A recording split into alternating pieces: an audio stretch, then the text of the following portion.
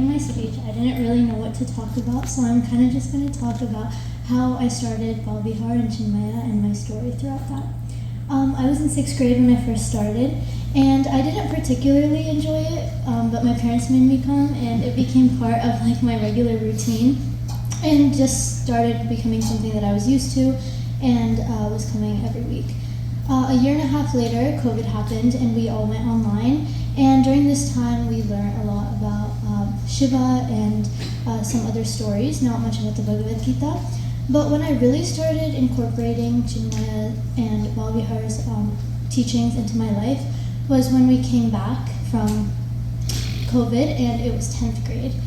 This is when we started learning about the Bhagavad Gita and all of its teachings, and I didn't really realize how much I was absorbing the teachings until earlier this year, and I was sitting down in our regular class, and Narayan Uncle was teaching about detachment, and I really thought about it, and I realized that I already do it, and it was something that I didn't realize at all.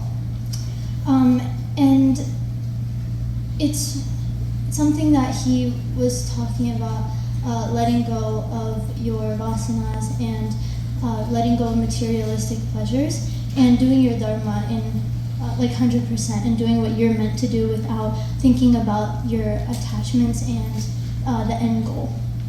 There's a Bhagavad Gita verse that says, Karmarnye vadikaraste ma phaleshu kadachana makarme phala heturbhur ma te sangos karmani. And this means to perform your duties, but to not be bound to the result of your actions, to not be bound to the final outcome.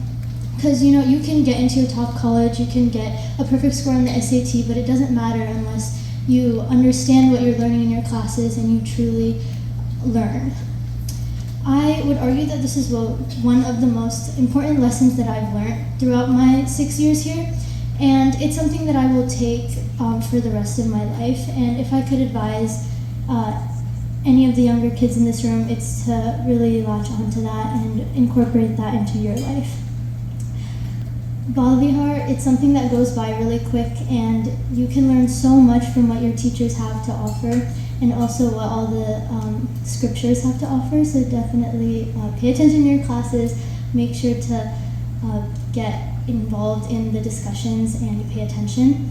And one last thing I would like to say is for all the younger students, make sure to savor every bit of your teachings here and in school and just in general, because it goes by really fast. Thank you. Hari Om.